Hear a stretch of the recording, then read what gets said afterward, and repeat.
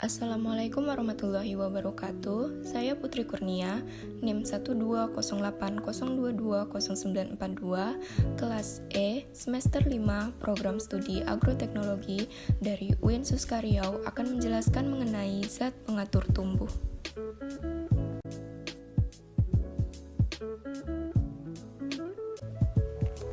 Zat pengatur tumbuh atau ZPT adalah senyawa organik alami atau sintetis yang mempromosikan, menghambat, atau memodifikasi pertumbuhan secara kualitatif dan perkembangan tanaman.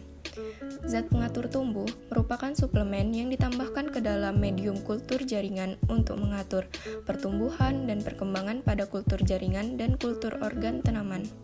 Dalam kultur jaringan, penggunaan zat pengatur tumbuh sering tidak dapat dihindari, meskipun penggunaan secara berlebihan dilaporkan dapat meningkatkan keragaman genetik tanaman yang dikulturkan.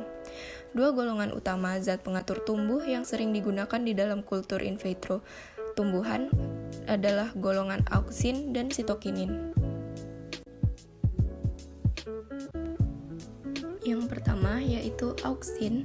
Secara alam, kelompok hormon auksin mempunyai peranan fisiologis dalam memanjangnya batang dan ruas batang, tropisme, dominasi pucuk, apikal, absisi, dan perakaran. Penggunaan auksin dalam kultur jaringan bertujuan untuk memudahkan pembelahan sel dan diferensiasi akar.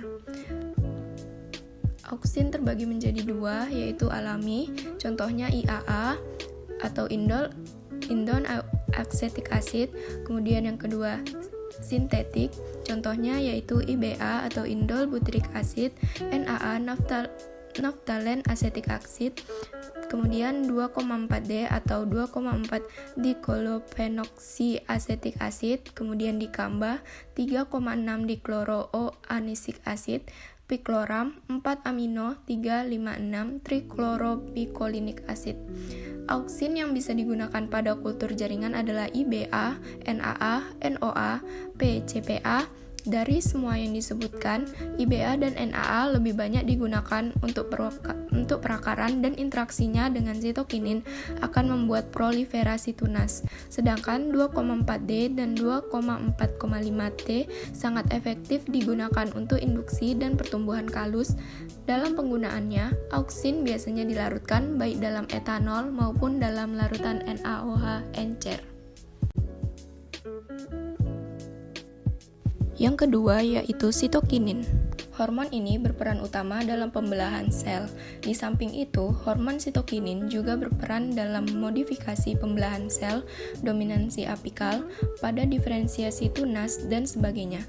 Pada medium kultur jaringan, sitokinin ditambahkan untuk tujuan peningkatan pembelahan sel dan diferensiasi tunas-tunas adventif dari kalus dan organ-organ. Senyawa ini juga digunakan agar pertumbuhan tunas menjadi lebih subur, terlihat dari keluarnya kuntum-kuntum bunga aksilaris sebagai akibat dari dominansi apikal.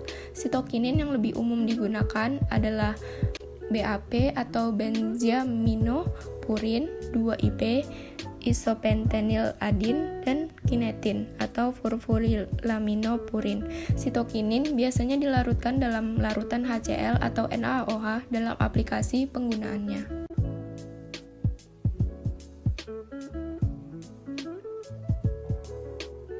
Yang ketiga yaitu gibberellin. Terdapat lebih dari 110 senyawa gibberellin. Dari semua itu, yang biasa digunakan adalah GA. Jika dibandingkan dengan auksin dan sitokinin, gibberellin sangat jarang digunakan. Gibberellin dilaporkan bisa menstimulasi pertumbuhan planlet secara in vitro dengan membentuk embrio adventif. GA sangat mudah larut dalam air dingin sampai konsentrasi 1000 mg/1. Yang keempat yaitu etilen. Etilen diproduksi sebagai respon terhadap kondisi kelebihan air, kondisi yang mirip dengan kultur in vitro. Pada konsentrasi yang tinggi, etilen menyebabkan vitrifikasi atau tanaman terlihat transparan. Etilen berperan sebagai induksi pembungaan, induksi pematangan buah, perangsang penuaan, menyebabkan epinasti atau daun melengkung ke bawah. Pada konsentrasi yang tinggi menyebabkan vitrifikasi. Etilen biasanya berbentuk gas dan banyak ditemukan pada buah yang sudah tua. Yang terakhir yaitu inhibitor. Inhibitor adalah zat yang menghambat pertumbuhan pada tanaman, sering didapat pada proses perkecambahan, pertumbuhan pucuk, atau dalam dormansi. Biasa disebut dengan asam absisat atau ABA, merupakan zat penghambat tumbuh. ABA ini jarang digunakan dalam kultur jaringan.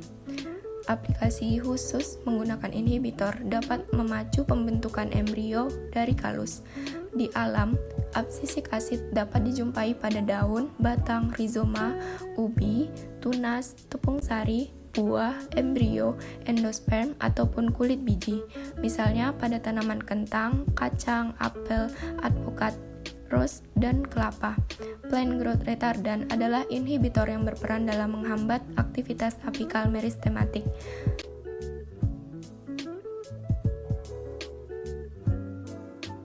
Sekian dari saya, lebih dan kurangnya saya mohon maaf. Wabillahi taufiq wal hidayah. Wassalamualaikum warahmatullahi wabarakatuh. Terima kasih.